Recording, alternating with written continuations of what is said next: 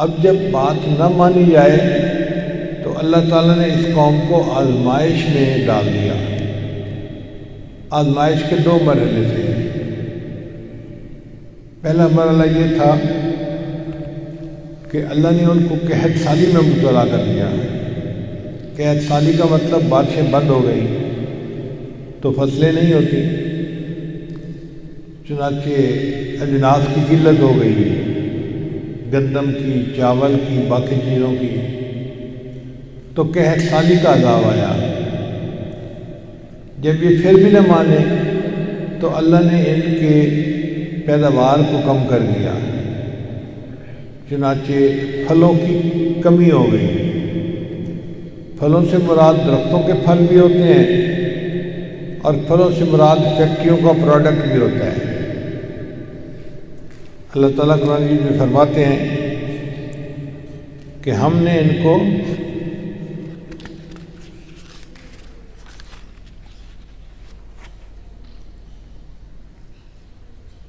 وَلَقَدْ أَخَذْنَا آلَ فِرْعَوْنَ بِالسِّنِينِ وَنَقْصٍ مِّنَ الثَّمَرَاتِ لَعَلَّهُمْ يَذَّكَّرُونَ۔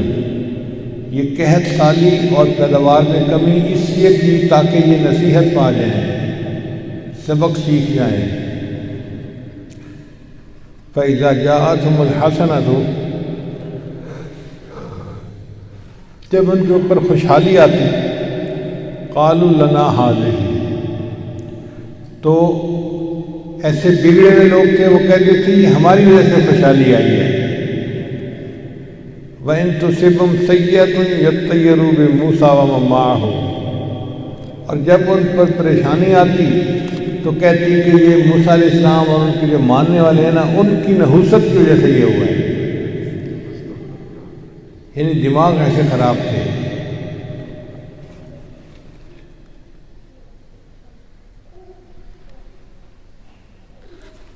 چنانچہ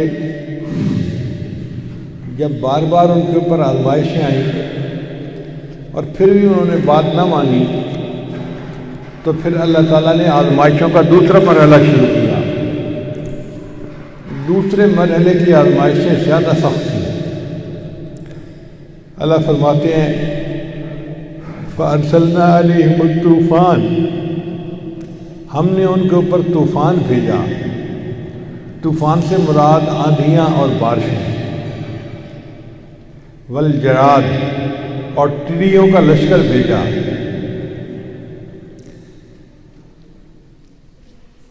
اب طوفان سے بھی ان کی فصلیں خراب ہوئی اور جو کچھ بچ گئیں تو ٹڈی دل نے آ کے ان کو کھا لیا۔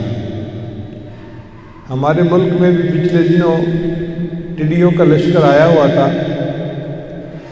شہر کے ایک بڑے آفیسر نے ہمیں بتایا کہ 18 لشکر تھے ٹڈیوں کے، گروپ تھے، اور ہر گروپ کے اندر کروڑوں ٹڈیاں تھیں۔ انہوں نے ایک تصویر دکھائی، اتنی ٹڈیاں ماری گئیں کہ ٹیلا بن گیا تھا۔ تو میں تو دیکھ کے ہی حیران ہو گیا۔ میں نے کہا اتنی ٹڈیاں؟ کہنے لگے حضرت یہ تو ہم نے چھوٹی سی تصویر بنائی ہے، ورنہ تو ٹڈیوں کی تعداد بہت زیادہ تھی۔ اب آپ بتائیں کہ اتنی ٹڈیاں مری کہ ٹیلا بن گیا اس کا، اور یہ 18 لشکر تھے جو اللہ نے بھیجے تھے۔ بہرحال اللہ نے ان سے نجات عطا کر دی۔ تو فرعون کی قوم کے اوپر پہلے طوفان آئے، پھر ٹڈیوں کا لشکر آیا جس نے ان کی فصلوں کو اور خراب کر دیا، مگر وہ بات نہیں مانے۔ تو اللہ نے تیسرے مرحلے کے طور پر وَالْقُمَلَ، گھن کے کیڑے ان کے اوپر ڈال دیے۔ یعنی گندم کی فصل تو ہو گئی، لیکن گندم جہاں رکھتے تھے اس کو گھن لگ جاتا تھا، تو اور ان کی فصلیں خراب ہو گئی۔ اس پہ بھی وہ نہیں مانے تو اللہ نے ایک اور عذاب بھیجا، وَالضَّفَادِعَ، اور مینڈکوں کا عذاب۔ یعنی بیٹھے ہوتے تھے اور مینڈک اچانک جو ہے چھلانگ لگا کے ان کی گود میں آ جاتے تھے۔ ان کے کھانے میں آ جاتے تھے۔ وہ پریشان ہوتے تھے کہ اتنے مینڈک کہاں سے آ گئے۔ اللہ نے مینڈکوں کا عذاب بھیج دیا، والدم، اور خون کا عذاب۔ خون کا عذاب کیا کہ پانی پینے لگتے تھے اور اس کا جو ٹیسٹ تھا وہ خون کا ہوتا تھا۔ سالن لگاتے تھے لقمے کے ساتھ اور اس کا ٹیسٹ خون والا ہوتا تھا، ایسے لگتا تھا جیسے سالن میں خون ملا ہوا ہے۔ کوئی بندہ اس کھانے کو کیا انجوائے کرے گا، کھانے سے ہی دل گھبرائے گا۔ تو یہ عذابات تھے جو ایک کے بعد دوسرا، تیسرے کے بعد تیسرا آتے رہے۔ آیات مفصلات، یہ واضح نشانیاں تھیں۔ فاستکبروا وکانوا قوما مجرمین، مگر وہ اپنی ڈٹھائی کے اوپر جمے رہے اور کافر بنے رہے، انہوں نے ایمان قبول نہیں کیا۔ اب جب دوسرے مرحلے کے اتنے بڑے امتحانوں میں بھی انہوں نے سبق نہ سیکھا تو حضرت موسیٰ علیہ السلام سمجھ گئے کہ یہ لوگ جو بات نہیں مانیں گے۔ چنانچہ حضرت موسیٰ علیہ السلام نے ان کے لیے بد دعا کی۔ قرآن مجید میں اللہ تعالیٰ کے پیارے رسول صلی اللہ علیہ وسلم نے فرمایا، قال موسیٰ ربنا انک آتیت فرعون وملأہ زینۃ واموالا، اے اللہ آپ نے فرعون کو زینت اور مال دیا ہے، خزانے مال سے بھرے ہوئے ہیں، پیٹ خوراک سے بھرے ہوئے ہیں، یہ کسی کی بات سنتے ہی نہیں، بات مانتے ہی نہیں۔ ربنا اطمس علی اموالہم، اے اللہ ان کے مال کو تہس نہس کر دے، واشدد علی قلوبہم، اور ان کے دلوں کو سخت کر دے، فلا یؤمنوا حتی یروا العذاب العلیم، یہ اس وقت تک بات نہیں مانیں گے جب تک بڑا عذاب نہیں دیکھیں گے۔ اب وقت کے نبی علیہ السلام نے بد دعا کی تو اللہ تعالیٰ نے فرما دیا، اچھا میرے پیغمبر اسلام، میں نے تمہاری دعا کو قبول کر لیا، ان کے اوپر عذاب آئے گا۔ عذاب کیا آیا کہ موسیٰ علیہ السلام بنی اسرائیل کو لے کے وہاں سے چل پڑے۔ انہوں نے کہا کہ بھئی تم ہمیں سکون سے تو رہنے نہیں دیتے، تو جتنے میرے ماننے والے ہیں ان کو یہاں سے جانے کی اجازت دے دو۔ تو فرعون نے کہا ٹھیک ہے، یہاں سے چلے جاؤ۔ اب جب وہ وہاں سے چل پڑے تو جو ان کی اسٹیبلشمنٹ تھی نا، آفیسر تھے، ان کے بھی دماغ خراب تھے۔ وہ کہنے لگے انہم لشرذمۃ قلیلون، یہ تھوڑے سے بندے ہی تو ہیں، جیسے ہم کہتے ہیں ایک چھوٹا سا ٹولہ ہے، یہ تھوڑا سا ٹولہ ہے ان لوگوں کا، اور آپ نے جناب ان کو جانے دیا۔ یہ کیا کیا؟ آپ کو تو چاہیے تھا کہ ان کو مار ہی دیتے، ختم ہی کر دیتے۔ فرعون ان کے بہکاوے میں آ گیا اور وہ پیچھے سے لشکر لے کے چل پڑا۔ اللہ کی شان دیکھیے کہ موسیٰ علیہ السلام دریا نیل کے کنارے تھے، اللہ کی مدد آئی اور ان کو دریا نیل میں سے گزرنے کا راستہ مل گیا۔ جب وہ دریا نیل میں سے گزر گئے تو فرعون نے سوچا کہ میں بھی اپنے لشکروں کو لے کے گزر جاؤں گا۔ جب فرعون اپنے لشکروں کو لے کے پانی کے اندر آیا تو جو راستے بنے تھے وہ ختم ہو گئے اور پورا کا پورا لشکر جو تھا وہ ان کا پانی میں غرق ہو گیا۔ وَأَغْرَقْنَا آلَ فِرْعَوْنَ، اللہ فرماتے ہیں کہ ہم نے فرعون کی ساری آل کو غرق کر دیا۔ اب اتنا بڑا ان کے اوپر عذاب تھا۔ موسیٰ علیہ السلام کے جو ماننے والے تھے یہ وہاں سے آگے گئے تو ان کو اللہ تعالیٰ نے 40 سال بن و سلوہ کھلایا۔ کوئی محنت مزدوری نہیں کرتے تھے، اللہ کی طرف سے کھانا اترتا تھا اور یہ کھا لیتے تھے۔ مفسرین نے لکھا ہے کہ بن و سلوہ میں مچھلی کا گوشت ہوتا تھا، ابلی سبزیاں ہوتی تھیں اور سرکہ ہوتا تھا۔ اب جس قوم کو فارغ رہ کر کھانے کو ملے وہ سنورنے کی بجائے الٹا بگڑ جاتی ہے۔ چنانچہ موسیٰ علیہ السلام کی قوم سنورنے کی بجائے الٹا بگڑ گئی۔ تو اللہ تعالیٰ نے اس قوم کو حکم دیا کہ ایک شہر ہے جہاں پر بڑے قوی ہیکل لوگ رہتے ہیں، عمالقہ قوم تھی، ان کو قرآن جی نے جبارین کہا گیا کہ تم جاؤ اور اللہ تمہیں فتح دے دے گا۔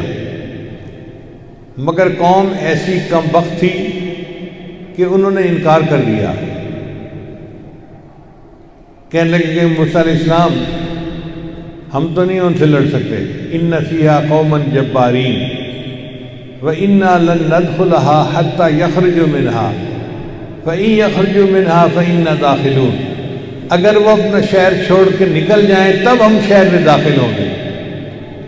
پھر موسیٰ علیہ السلام نے سمجھایا کہ اللہ کی مدد تمہارے ساتھ ہوگی اور حکم خدا ہے کہ تم قدم بڑھاؤ، اللہ مدد فرمائیں گے۔ وہ کہنے لگے اذهب انت وربک فقاتلا، آپ جائیں اور آپ کا رب جائیں، جا کے ان کے ساتھ قتال کریں، انا ہاہنا قاعدون، ہم تو یہاں بیٹھے ہیں، ہم نے تو نہیں جانا، آپ جائیں اور آپ کا رب جائے، جا کے لڑیں اور ہم یہاں بیٹھے ہیں۔ ایسے منحوس لوگ تھے۔ تو موسیٰ علیہ السلام بڑا پریشان ہوئے، انہوں نے پھر اللہ سے دعا مانگی، اے اللہ میرا ان پر اختیار تو نہیں ہے، میں تو سمجھا ہی سکتا ہوں نا، اگر قوم بات نہیں مان رہی تو میں کیا کروں؟ چنانچہ قوم نے بالآخر کوشش کی کہ ہاں ہم اس شہر پر حملہ کرتے ہیں۔ اب جب بھی اس شہر پر حملہ کرنے کے لیے گئے تو ان لوگوں نے ایک جنگی حربے کے طور پر اپنی نوجوان لڑکیوں کو اس کے لشکر میں بھیج دیا۔ وہ جانتے تھے کہ بنی اسرائیل والے بہت عرصے سے اپنے گھروں سے دور ہیں اور مرد زیادہ عرصہ اپنی بیوی کے بغیر نہیں رہ سکتا، تو ان کے لیے یہ عورتیں فتنہ بن جائیں گی اور یہ اللہ کی نافرمانی کا ارتکاب کریں گے، تو ان کے ساتھ اللہ کی جو مدد ہے وہ ہٹ جائے گی۔ چنانچہ اس قوم نے موسیٰ علیہ السلام کی بات نہ مانی اور بدکاری میں مبتلا ہو گئے۔ اس کی وجہ سے ان کے اندر طاعون کی بیماری آ گئی، وبا پھیل گئی، اور یہ وبا اتنی پھیلی کہ ایک دن میں 70,000 بندوں کا جنازہ اٹھایا گیا۔ آپ ذرا غور کیجئے، اگر کسی شہر میں 5-7 جنازے اٹھے نا تو پورے شہر میں ہلچل مچ جاتی ہے۔ ایک دن میں 70,000 بندے مرے، تو اللہ تعالیٰ نے ان کو بتا دیا کہ دیکھو اگر تم نافرمانی کرو گے تو تمہارا یہ انجام ہوگا۔ یہ جو وبا ہے یہ بعد میں بھی کئی موقعوں پہ پھیلی ہے۔ اسلامی تاریخ میں حضرت عمر رضی اللہ عنہ کے زمانے میں سن 49 ہجری میں پھیلی، مصر کے قریب۔ اب یہاں ایک سوال پیدا ہوتا ہے کہ بنی اسرائیل میں تو وبا پھیلی تھی کہ انہوں نے بدکاری کی تھی، عمر رضی اللہ عنہ کے زمانے میں کیوں پھیلے؟ وہ تو بہترین دور تھا، اور صحابہ کرام انبیاء کے بعد سب سے اللہ کے نیک مقرب سمرے ہوئے بندے تھے۔ تو علماء نے جواب دیا ہے کہ اللہ تعالیٰ نے ان کو آزمائش کے طور پر اس میں آزمایا۔ اگر اس دور میں وبا نہ آتی تو آج ہمیں وبا کے موقع پہ کیا کرنا ہے اس کی تعلیم کون دیتا؟ چنانچہ وبا آئی تو نبی السلام نے بتلایا تھا کہ اگر کسی بستی میں وبا پھوٹے تو باہر کے لوگوں کو چاہیے کہ وہ اس بستی میں نہ جائیں، اور بستی کے لوگوں کو چاہیے کہ وہ باہر کہیں سفر نہ کریں۔ بستی کے لوگوں کو تو اس لیے روکا کہ یہ تو بیماری میں مبتلا ہیں ہی صحیح، اب یہ اگر باہر جائیں گے تو جہاں تک جائیں گے لوگوں کو بھی بیمار کریں گے، تو بہتر ہے کہ یہ گھر پہ ہی رہیں۔ اور باہر والوں کو کہا کہ بھئی وبا تو کسی دوسری جگہ پھوٹی ہے، تم اپنے آپ کو موت کے منہ میں کیوں دھکیلتے ہو؟ تم وہاں مت جاؤ، سیرگاہ نہ بناؤ اس کو۔ چنانچہ نبی علیہ السلام کی رحمت للعالمین کے صدقے اللہ نے اس امت کو یہ انعام دیا کہ 5 بندوں کو شہید آخرت فرما دیا گیا۔ ایک جو بندہ طاعون کی وبا میں مرے وہ شہید آخرت ہوگا، یعنی دنیا میں اس کو شہید نہیں کہیں گے، مگر قیامت کے دن اس کو شہیدوں کی قطار میں کھڑا کیا جائے گا۔ شہید کا درجہ دیا جائے گا۔ پھر جو بندہ پیٹ کی بیماری میں مرے وہ بھی شہید آخرت، پھر جو بندہ گر کے مرے وہ بھی شہید آخرت، دب کے مرے وہ بھی شہید آخرت۔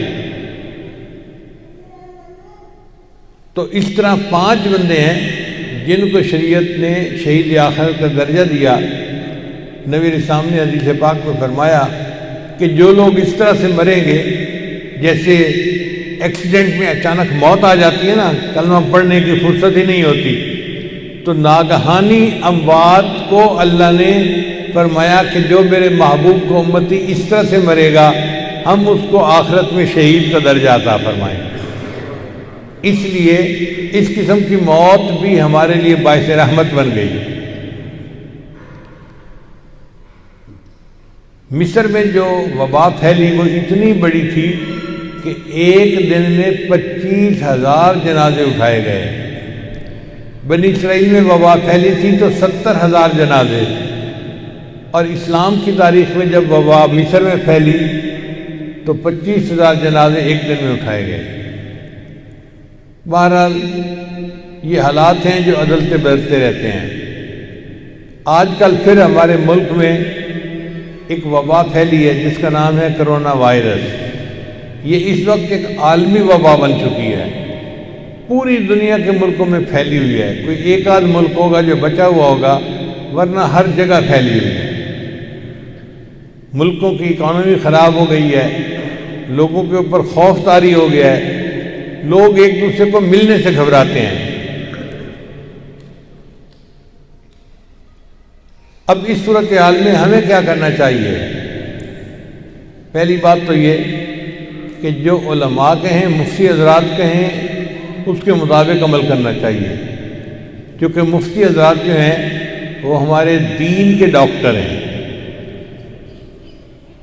اور جو طبیب حضرات ہیں وہ ہمارے بدن کے ڈاکٹر ہیں۔ جو احتیاطیں وہ بتائیں ان پر بھی عمل کرنا چاہیے۔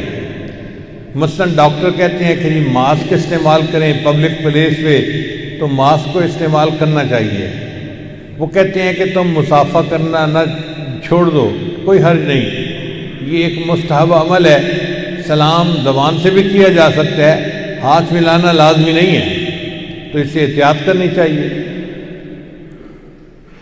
اسی طرح اپنے گھروں کے اندر ہاتھ کثرت سے دھونے چاہیے، اور ڈس انفیکٹنٹ جو لیکوڈ ہے وہ استعمال کرنا چاہیے تاکہ ہاتھوں کے اوپر جراثیم نہ رہیں۔ یہ احتیاطیں کرنی چاہیے، جو ڈاکٹر کہتے ہیں اس کے مطابق عمل کرنا چاہیے۔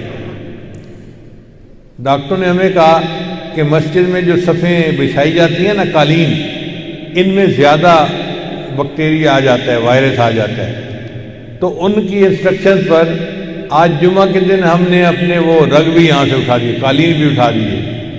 مجھے عجیب لگ رہا تھا کہ اللہ نے ہمیں دیے ہیں قالین، ہم پوری مسجد میں بچھا سکتے ہیں، مگر آج آپ لوگوں کو بغیر اس کے بیٹھنا پڑا۔ یہ بھی وہی احتیاطی تدابیر ہیں جن پر عمل کرنا ہمارے لیے ضروری ہے۔ البتہ اس میں ایک پوائنٹ ہے جو غور کرنے والا ہے کہ کافر مسلمانوں کو دھوکہ دے رہے ہیں۔ انہوں نے یہ پٹی پڑھانی شروع کر دی کہ تم مسجدوں کو اور مدرسوں کو بند کر دو۔ کتنی بیوقوفی کی بات ہے۔ مسجدوں کے آباد ہونے سے بلائیں ٹلتی ہیں، قرآن کی تعلیم سے بلائیں ٹلتی ہیں، تو جن سے بلائیں ٹلنی تھیں کافر کہتا ہے کہ ان بگوں کو تالا لگا دو، بند کر دو۔ اس کو یوں سمجھیں کہ کسی ملک کے اوپر جنگ کا خطرہ ہو اور دشمن مشورہ دے جی کہ چھاؤنیاں بند کر دو، تو بچہ بھی مسکرا کے کہے گا جناب ہمیں بیوقوف مت بناؤ، ہم چھاؤنیاں بند کر دیں گے تو ہم دشمن کا مقابلہ کیسے کر سکیں گے؟ ہمیں کہتے ہیں جی مسجدیں بند کر دیں، مدرسے بند کر دیں۔ بھئی مسجدوں اور مدرسوں سے تو عذاب ٹلتے تھے۔ حدیث مبارکہ میں ہے اللہ تعالیٰ کسی بستی پر عذاب کا ارادہ فرماتے ہیں، مگر اس بستی میں کوئی مؤذن اللہ اکبر کی اذان کی آواز بلند کرتا ہے تو اللہ اکبر کا نام سن کے اللہ عذاب کو مؤخر فرما دیتے ہیں۔ اور بعض حدیث میں ہے کہ اللہ کسی بستی پر عذاب کا ارادہ فرماتے ہیں اس بستی کا ایک معصوم بچہ قرآن پاک پڑھتا ہے الحمدللہ رب العالمین، اس کی یہ آیت کا پڑھنا اللہ کو اتنا پسند آتا ہے، اللہ عذاب کو اس بستی سے ٹال دیتے ہیں۔ تو جن وجوہات سے عذاب ٹلنا تھا، کہتے ہیں جی کہ آپ ان کو بند کر دیں، ان مراکز کو بند کر دیں۔ بھئی ہم اتنے بھی بیوقوف نہیں ہیں کہ ہم ان رحمت والی جگہوں کو بند کر دیں، نمازیں پڑھنا چھوڑ دیں، تلاوت کرنا چھوڑ دیں۔ نماز ایسا عمل ہے عین قتال کے وقت میں بھی معاف نہیں ہے۔ یعنی آپ اندازہ لگائیں کہ دو لشکر آمنے سامنے ہیں، دشمن تلوار لے کے، نیزے لے کے، تیر لے کے سر پہ کھڑا ہے۔ اس وقت اگر کوئی بندہ دشمن سے تھوڑا سا غافل ہو تو اس کی تو جان کا خطرہ ہے۔ شریعت کہتی ہے نہیں، تم اس حال میں بھی نماز نہیں چھوڑ سکتے، تم میں سے آدھے دشمن کا مقابلہ کریں اور آدھے پیچھے ہٹ کر نماز ادا کریں، پھر وہ آ کے لڑیں اور پہلے والے جا کے نماز پڑھیں۔ جب عین حالت جنگ میں بھی نماز پڑھنا معاف نہیں ہے تو پھر کوئی بندہ یہ کیسے کہہ سکتا ہے جی کہ وائرس کا ڈر ہے، مسجد نہیں جائیں گے؟ ہمیں تو نمازیں پڑھنی ہیں اور اللہ کی طرف سے رجوع کر کے اللہ سے معافیاں مانگنی ہیں۔ یہ ذہن میں رکھنا کہ یہ بیماریاں اللہ کی طرف سے آتی ہیں، اللہ چاہیں گے تو بیماری کو ختم کر دیں گے، اور اگر نہیں چاہیں گے تو یہ بیماریاں ختم نہیں ہو سکتی۔ چنانچہ حضرت عمر رضی اللہ عنہ کے زمانے میں جب 50 ہجری میں مصر کے اندر وبا پھیلی تو ان لوگوں نے اجتماعی توبہ کی۔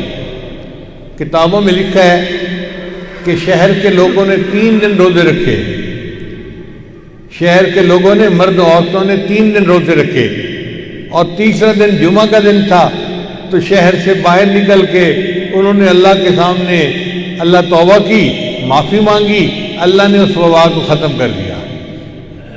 ہمیں بھی چاہیے ہم اس موقع پہ اجتماعی طور پر توبہ کریں، گناہوں کو چھوڑنے کا عہد کریں، اللہ سے معافی مانگیں۔ اللہ اگر معاف فرما دیں گے تو یہ بیماری ختم ہو جائے گی۔ اور ہمارے ملک کے جو سائنسدان ہیں ان کو چاہیے کہ وہ تحقیقات کریں اور اس بیماری کا کوئی ویکسین نکالیں۔ ہمیں کافروں کی طرف نہیں دیکھنا چاہیے کہ وہ ویکسین نکالیں گے تو ہم علاج کریں گے۔ بھئی اللہ نے ہمیں بھی دماغ دی ہے، ہم یہ کام خود بھی کر سکتے ہیں، ہم ان کی طرف کیوں دیکھتے رہیں؟ لہذا جو ڈاکٹر اس کی ویکسین ایجاد کرے گا، میرا اپنا گمان ہے کہ شاید اسی عمل پر اللہ اس کے ساری زندگی کے گناہوں کو معاف فرما دے۔ تو ہمارے سائنسدانوں کو بھی محنت کرنی چاہیے اور اس بیماری کا علاج ڈھونڈنا چاہیے، اور ہمیں اس سلسلے میں پوری احتیاط کرنی چاہیے۔ چنانچہ 7 باتیں ہیں جن کا آپ خیال رکھیں گے تو انشاءاللہ اللہ تعالیٰ کی طرف سے ہمیں اجر ملے گا۔ پہلی بات،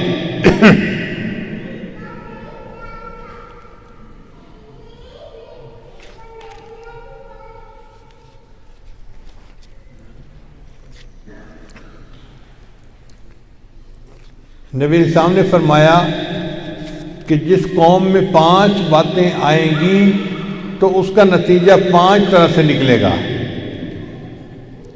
عبداللہ بن عمر رضی اللہ عنہ اس کی روایت کرتے ہیں، وہ فرماتے ہیں کہ نبی اسلام نے فرمایا کہ جب بھی کسی قوم میں بے حیائی، بدکاری عام ہونے لگ جاتی ہے تو ان میں طاعون اور ایسی بیماریاں پھیل جاتی ہیں جو ان کے گزرے لوگوں میں نہیں ہوتی۔ آپ دیکھیں آج کے دور میں عریانی فحاشی عام ہو چکی ہے، اور اس کی وجہ سے ایسی وبا پھیلی ہے جو کسی ایک ملک میں نہیں، ایک علاقے میں پوری دنیا کے اندر پھیلی ہوئی ہے۔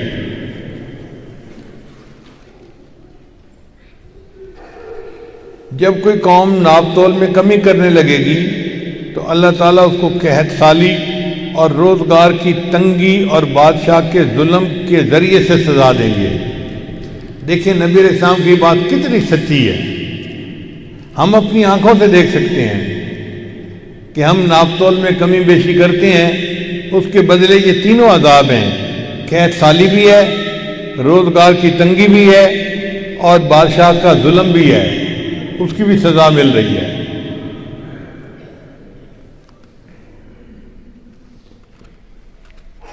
پھر تیسری بات فرمائی کہ جو لوگ اپنے مالوں کی زکوٰۃ دینا بند کر دیتے ہیں تو اللہ تعالیٰ آسمان سے بارش کو روک لیتے ہیں، اگر جانور نہ ہوتے تو انہیں ایک قطرہ بھی بارش نہ ملتی۔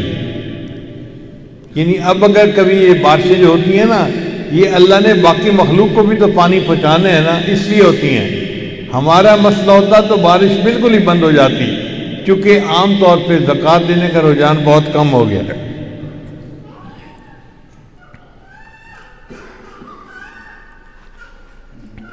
پھر نبی علیہ السلام نے ارشاد فرمایا کہ جو لوگ اللہ اور اس کے رسول کے حکموں کو توڑتے ہیں تو اللہ تعالیٰ دوسری قوموں کو ان کے اوپر مسلط کر دیتے ہیں اور وہ ان سے وہ سب کو چھین لیتے ہیں جو ان کے ہاتھ میں ہوتا ہے۔ اب آپ اس کو بھی دیکھیں اپنی آنکھوں سے کہ آج اللہ کے حکم کو توڑنا بہت آسان نظر آتا ہے، مگر اس کے نتیجے میں اللہ نے دوسری قوموں کو ہمارے اوپر مسلط کر دیا ہے۔ ہر وقت جنگ کا خوف، ہر وقت دشمن کا خوف، اور ہمارے اندر سکون نہیں ہے، اطمینان نہیں ہے۔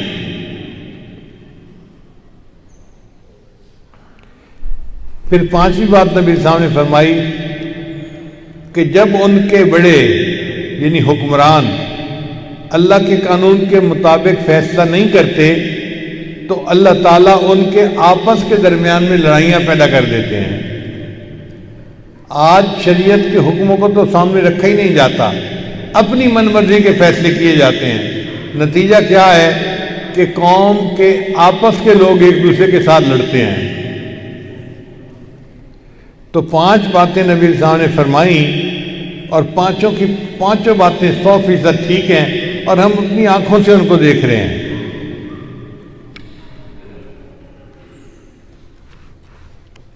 اب اس موقع پہ ہمیں 7 باتوں کا خیال رکھنا ہے۔ پہلی بات کہ احتیاطی تدابیر کو اختیار کریں، جو مفتی حضرات کہیں اس کے مطابق عمل کریں، یا ڈاکٹر حضرات کہیں ان کی ہدایات کے مطابق عمل کریں۔ یہ ہر مومن کی ذمہ داری ہے کہ وہ احتیاطی تدابیر کو استعمال کرے۔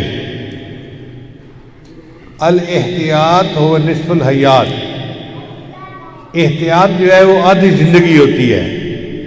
نبی صاحب نے فرمایا الوقایۃ خیر من العلاج، کہ پرہیز علاج سے زیادہ بہتر ہے۔ تو ہمیں احتیاط کرنی چاہیے جتنی بھی ہم کر سکتے ہیں۔ نبی صاحب نے فرمایا اگر کسی بستی میں وبا آ جائے تو باہر والوں کو چاہیے کہ اس بستی میں نہ جائیں، اور بستی والوں کو چاہیے کہ وہ وہاں سے باہر نہ نکلیں۔ تو ہمیں بھی ایسی جگہوں پر جانے سے پرہیز کرنا چاہیے۔ اور دوسری بات یہ کہ اللہ تعالیٰ سے حفاظت کی دعا مانگیں اور کثرت سے پڑھیں حسبنا اللہ و نعم الوکیل، نعم المولا و نعم النصیر۔ پھر چوتھی بات، اللہ تعالیٰ قرآن مجید میں فرماتے ہیں ما کان اللہ لیعذبہم وانت فیہم، اے میرے محبوب صلی اللہ علیہ وسلم، اللہ ان کو عذاب نہیں دے گا جب تک کہ آپ ان کے درمیان موجود ہیں۔ یعنی جب تک نبی علیہ السلام امت میں موجود تھے اللہ نے گارنٹی دی میں ان کو عذاب نہیں دوں گا۔ اور علماء نے لکھا ہے کہ جب نبی علیہ السلام نے پردہ فرما لیا تو جس ماحول معاشرے میں نبی علیہ السلام کی سنتیں موجود ہوں گی اللہ ان کو بھی عذاب میں نہیں ڈالیں گے۔ تو ہم اس موقع پر سنتوں کو مضبوطی سے تھام لیں، اور فرمایا وما کان اللہ معذبہم وہم یستغفرون، اور اللہ ان کو بھی عذاب نہیں دیں گے جو استغفار کریں گے۔ اس آیت میں 2 باتیں بتائی گئی، چنانچہ جو قوم سنت کو مضبوطی سے تھام لیتی ہے اور استغفار کی کثرت کرتی ہے اللہ ان کو عذاب میں مبتلا نہیں فرماتے۔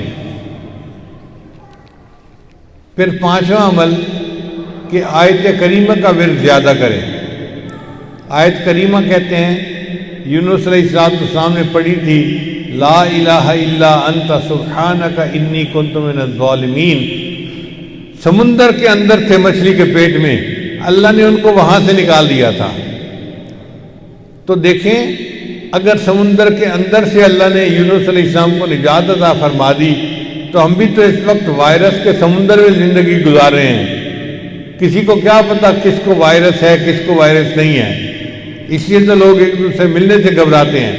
ہم آیت کریمہ کا ورد کریں گے، اللہ اس ورد کی برکت سے ہمیں اس وائرس کے سمندر سے نجات عطا فرما دے۔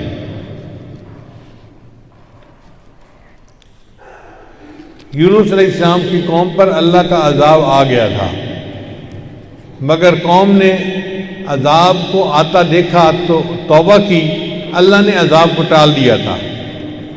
اب ہمارے لیے بھی یہ وبا ایک عذاب کی آمد ہے۔ ہم اگر اجتماعی طور پر توبہ کریں گے، استغفار کریں گے، اللہ ہماری قوم سے بھی عذاب کو دور کر دیں گے۔ لہذا اس بات کا عہد کریں کہ ہم اپنے پچھلے گناہوں سے توبہ کرتے ہیں، انٹرنیٹ کا استعمال ختم ہی کر دیں تو زیادہ بہتر ہے۔ فیس بک، یوٹیوب، یہ سب کا سب گند ہے، اس سے جتنا بچیں اتنا بہتر ہے۔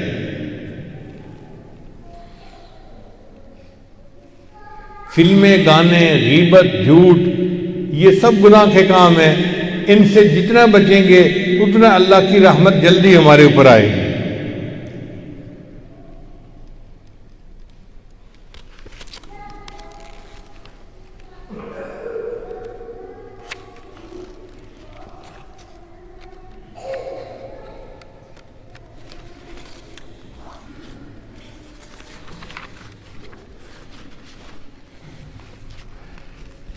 ایک حدیث مبارکہ میں آتا ہے کہ جو بندہ جمعہ کی نماز کے بعد 7 مرتبہ سورہ اخلاص اور سورہ فلق اور سورہ ناس معوذتین پڑھے، اللہ ایک جمعے سے لے کے دوسرے جمعے تک اس کو ہر مصیبت سے محفوظ فرما دیتے ہیں۔ تو چونکہ حدیث مبارکہ میں آیا ہے، ہم اس عمل کو بھی کریں تاکہ اللہ تعالی ہمیں اس مصیبت سے محفوظ فرما لے۔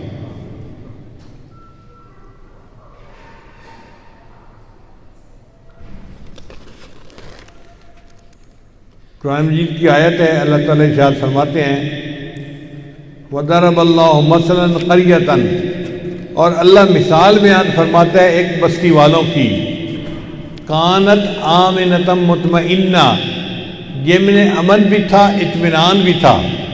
قرآن مجید نے 2 لفظ استعمال کیے، امن اور اطمینان۔ کیا مطلب؟ کہ باہر سے دشمن کے حملے کا خطرہ نہیں تھا، امن تھا، اور اندر کے خلفشار کا بھی کوئی ڈر نہیں تھا، اطمینان بھی تھا، نہ باہر کا ڈر نہ اندر کا خوف، ایسا پرسکون ماحول تھا۔ یاتیہا رزقہا رغداً من کل مکان، اللہ فرماتے ہیں ان پر رزق کی اتنی کثرت تھی کہ چاروں طرف سے ان پر رزق کی بارش ہوتی تھی۔ فکفرت بانعم اللہ، انہوں نے اللہ کی نعمتوں کی ناقدری کی۔ فَأَذَاقَهَا اللَّهُ لِبَاسَ الْجُوعِ وَالْخَوْفِ، اللہ نے ان کو خوف اور بھوک ننگ کا لباس پہنا دیا، اس لیے کہ وہ کرتوت ایسے کرتے تھے۔ اگر آپ غور کریں تو ہمارے اس ملک کی پوری صورتحال اس آیت کے اندر بتائی گئی ہے۔ اللہ نے ہمیں اتنا پیارا ملک دیا تھا، رزق کی بہتات تھی، ہم سکون کی زندگی گزارتے تھے، لیکن آج ہمارے اوپر دشمن کا خوف بھی مسلط ہو گیا، پتہ نہیں کون کب حملہ کر دے ہمارے اوپر، اور اندرونی خلفشار کا بھی، اندر بھی ہماری صفوں کے اندر کچھ دہشت گرد قسم کے لوگ آ گئے، بدنیت، جو ہمارے لیے مصیبت بنے ہوئے ہیں۔ تو اللہ نے ہمیں بھوک ننگ اور خوف کا لباس پہنا دیا، اس لیے کہ ہم نعمتوں کی ناقدری کرتے تھے۔ اب ہم اگر چاہتے ہیں کہ اللہ تعالیٰ نعمتیں دوبارہ ہمیں دے دے تو اس کے لیے ہمیں گناہوں سے توبہ کر کے نیکی کی زندگی کو اختیار کرنا چاہیے تاکہ اللہ ہم پر رحمت کی نظر فرما دے۔ رہ گئی بات کہ جی بیمار ہو جائیں گے، وائرس آ جائے گا، بھئی اگر کسی کی تو موت لکھی ہے وہ تو بچ ہی نہیں سکتا، سیدھی بات ہے، موت سے کیسے بچیں گے؟ وہ کسی نے سادھو کو کہا تھا کہ جی فلاں بندہ تو مرتے مرتے بچا ہے، اس نے کہا بیٹے وہ بچتے بچتے مرے گا، تم جو کہتے ہو نا کہ مرتے مرتے بچا ہے، وہ بچتے بچتے مرے گا، مرنا تو ہے ہی صحیح، ہم اس وائرس سے بچ تو نہیں سکتے، اتنا فرق ہے، کوئی جلدی مرے گا، کوئی ذرا بعد میں مرے گا، موت تو ہر کسی کو آنی ہے۔ مومن تو وہ بندہ ہوتا ہے جو موت سے نہیں ڈرتا، بلکہ موت تو تحفۃ المؤمن الموت، نبی علیہ السلام نے فرمایا کہ مومن کے لیے تو موت تحفے کی مانند ہے۔ الموت جسر، موت ایک پل ہے، یوصل الحبیب الی الحبیب، ایک دوست کو دوسرے دوست کے ساتھ ملا دیتی ہے۔ تو کافر ڈرتے ہیں تو ڈرتے پھریں، ہم موت سے اس لیے نہیں ڈرتے کہ ہمیں اللہ نے ایمان کی نعمت دی ہے، ہم موت سے کیوں ڈریں؟ علامہ اقبال نے کیا خوبصورت اشعار کہے ہیں، تھے ہم ہی ایک تیرے مار کا آراؤں میں، خشکیوں میں کبھی لڑتے کبھی دریاؤں میں، دی اذانیں کبھی یورپ کے کلیساؤں میں، کبھی افریقہ کے تپتے ہوئے صحراؤں میں، شان آنکھوں میں نجتی تھی جہاں داروں کی، کلمہ پڑھتے تھے ہم چھاؤں میں تلواروں کی۔ ہم تو تلواروں کی چھاؤں میں کلمہ پڑھنے والے لوگ ہیں، ہم موت سے نہیں ڈرتے۔ اس لیے رومیوں نے خالد بن ولید کو کہا تھا رضی اللہ عنہ کو کہ ہم تمہارے سامنے اتنا لشکر لے کے آئے ہیں جو لاکھوں کی تعداد میں ہے، تم چند ہزار ان کا مقابلہ نہیں کر سکو گے۔ تو خالد بن ولید نے فرمایا تھا ان معی قوما، میرے ساتھ ایک ایسی قوم ہے یحبون الموت، یہ موت کو اس طرح پسند کرتے ہیں کما تحبون الاعاجم الخمر، جس طرح تم لوگ شراب کا پیالہ پینا پسند کرتے ہو، جیسے تم مزے لے لے کے شراب پیتے ہو نا، میرے ساتھ ایک ایسی قوم ہے جو موت کو اس طرح پسند کرتی ہے۔ تو اس لیے موت سے ڈرنے کی ضرورت نہیں کہ جی مسجدوں میں آئیں گے نمازیں اکٹھی پڑھیں گے تو موت آ جائے گی۔ بھئی اللہ ہمیں حفاظت فرمائیں گے، ہمارا اللہ ہماری حفاظت کے لیے کافی ہے۔ فاللہ خیر حافظا وہو ارحم الراحمین۔ گھروں میں بھی اعمال زیادہ کریں، تلاوت کریں، آیت کریمہ کا ورد کریں، مرد عورتیں سب مل کے صبح یا شام دعائیں کریں، اللہ سے اس مصیبت سے پناہ مانگیں، اللہ ہمیں بھی پناہ دے، ہمارے ملک کی بھی حفاظت فرمائے، اور اللہ اس پریشانی کے دور سے ہمیں جلدی نکال دے۔ شاعر نے کیا خوبصورت بات کہی،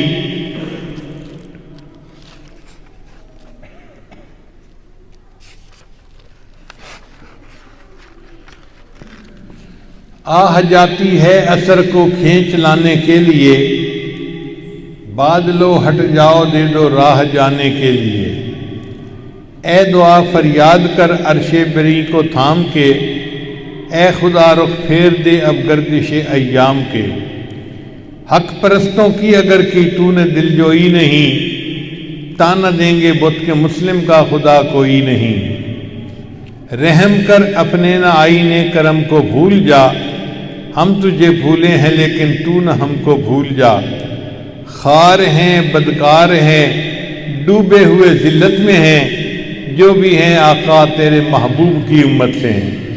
ہم جتنے بھی برے ہیں مگر اللہ آپ کے محبوب کی امتی ہیں، ہم آپ کو آپ کے محبوب کا واسطہ دیتے ہیں، تو اپنے محبوب کی رحمت للعالمین کے صدقے ہم پر رحم فرما اور ہمیں ان پریشان لمحات میں جلدی نکال دیجیے، ہمارے اوپر مصیبت ہٹا لیجیے اور اپنی رحمتیں ہمارے اوپر دوبارہ لوٹا لیجیے۔ باقی رہ گئی موت، وہ اپنے وقت پہ آنی ہے، اس سے ہمیں ڈرنے کی ضرورت نہیں۔ چنانچہ ایک حدیث مبارکہ سن لیجیے، میں بات کو مکمل کرتا ہوں۔ ابن عباس میں فرماتے ہیں کہ میں سواری پہ نبی اسلام کے پیچھے سوار تھا، کنت خلف رسول اللہ صلی اللہ علیہ وسلم یوما، میں ایک دن نبی اسلام کے پیچھے، جیسے گھوڑے پہ دو بندے سوار ہوتے ہیں تو نبی اسلام آگے بیٹھے ہوئے تھے، میں لڑکا تھا، میں پیچھے بیٹھا ہوا تھا۔ فقال، نبی اسلام نے ارشاد فرمایا، یا غلام، اے لڑکے، انی اعلمک کلمات، میں تمہیں دو باتیں سکھاتا ہوں، احفظ اللہ یحفظک، تو اللہ کی حفاظت کر، اللہ تیری حفاظت کریں گے۔ احفظ اللہ تجد تجاہک، تو اللہ کے حکموں کو محفوظ کر، اللہ تعالیٰ کو اپنے سامنے پائے گا۔ اذا سألت فاسأل اللہ، اگر تو نے مانگنا ہو تو اللہ سے مانگنا۔ وَإِذَا اسْتَعَنْتَ فَاسْتَعِنْ بِاللَّهِ، اور اگر تجھے مدد مانگنی ہو تو اللہ سے مدد مانگنا۔ وَعْلَمْ، اس بات کو جان لے، أَنَّ الْأُمَّةَ لَوْ اجْتَمَعَتْ عَلَىٰ أَن يَنْفَعُوكَ بِشَيْءٍ لَمْ يَنْفَعُوكَ إِلَّا بِشَيْءٍ قَدْ كَتَبَهُ اللَّهُ لَكَ، اگر ساری مخلوق مل جائے تجھے نفع پہنچانے کے لیے تو مخلوق تجھے نفع نہیں پہنچا سکتی جب تک کہ نفع اللہ نے تمہارے لیے نہیں لکھا۔ بلو اجتماعو، اور اگر ساری امت مل جائے الا ان یضروک، کہ وہ تمہیں نقصان پہنچائیں، بشیء لم یضروک الا بشیء، وہ تمہیں نہیں نقصان پہنچا سکتے کسی چیز سے، قد کتبہ اللہ علیک، جب اللہ نے تمہارے لیے، یعنی جو اللہ نے نفع لکھا ہے وہ مل کے رہے گا، چاہے مخلوق روکنے کے اوپر تل جائے، اور جو پریشانی آنی ہے وہ آ کے رہے گی، چاہے مخلوق اس کو روکنے کے لیے تل جائے۔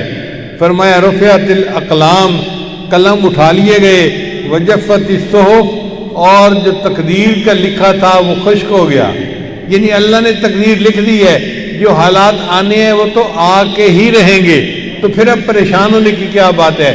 ہمیں ان بیماریوں سے، وباؤں سے پریشان ہونے کی ہرگز ضرورت نہیں، ہم اللہ کی طرف رجوع کریں اور اللہ سے مدد مانگیں گے۔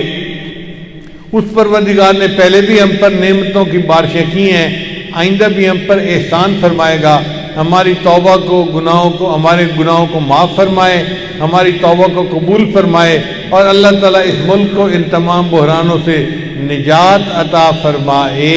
وآخر دعوانا ان الحمد للہ رب العالمین۔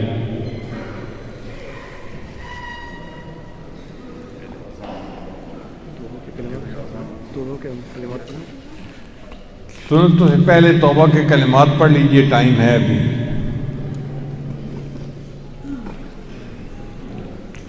سچے دل کے ساتھ یہ کلمات پڑھتے جائیے۔ بسم اللہ الرحمن الرحیم، لا الہ الا اللہ محمد الرسول اللہ، آمنت باللہ وملائکتہ وکتبہ ورسلہ والیوم الآخر والقدر خیرہ وشرہ من اللہ تعالی والبعث بعد الموت، آمنت باللہ کما ہوا باسمائہ وصفاتہ وقبلت جمیع احکامہ اقرار باللسان وتصدیق بالقلب، اشہد ان لا الہ الا اللہ واشہد ان محمدا عبدہ ورسولہ، استغفر اللہ ربی من کل ذنب واتوب الیہ برحمتک یا ارحم الراحمین۔ ان کلمات کو پڑھنے سے ہم تو بتائے ہو چکے ہیں، چند معمولات ہیں جن کو باقاعدگی سے کریں گے تو اللہ تعالیٰ دل کو منور کریں گے۔ پہلا عمل استغفار 100 مرتبہ صبح شام پڑھنا، دوسرا عمل درود شریف 100 مرتبہ صبح شام پڑھنا، تیسرا عمل قرآن مجید کی تلاوت روزانہ کرنا، چوتھا عمل چلتے پھرتے ہر وقت دل میں اللہ کو یاد کرنا، اور پانچواں عمل 10-15 منٹ صبح 10-15 منٹ شام مراقبہ کرنا۔ مراقبے کا طریقہ بہت آسان ہے، نماز پڑھیں تو آنکھوں کو بند کر کے اللہ سے لو لگا کے بیٹھ جائیں، اللہ کی رحمت آ رہی ہے، دل میں سما رہی ہے، دل کی ظلمت اور سیاہی دور ہو رہی ہے، اور میرا دل اللہ اللہ اللہ بول رہا ہے، میں سن رہا ہوں۔ انشاءاللہ یہ 10-15 منٹ کا مراقبہ ہمارے دلوں کو منور کرے گا، اور ہم اللہ کی محبت میں اضافہ محسوس کریں گے۔ ان اعمال کو کیجئے، پھر اس کی برکتیں اپنی آنکھوں سے دیکھیے۔ ابھی اذان ہوگی، سنتے پڑھیں گے، پھر اذان ہوگی، خطبہ ہوگا، نماز ہوگی۔ اور آج چونکہ ڈاکٹروں نے بھی منع کیا ہے اور مفتی حضرات نے بھی منع کیا ہے، لہذا مسافہ نہیں ہوگا۔ میری طرف سے آنے والے سب حضرات کو السلام علیکم۔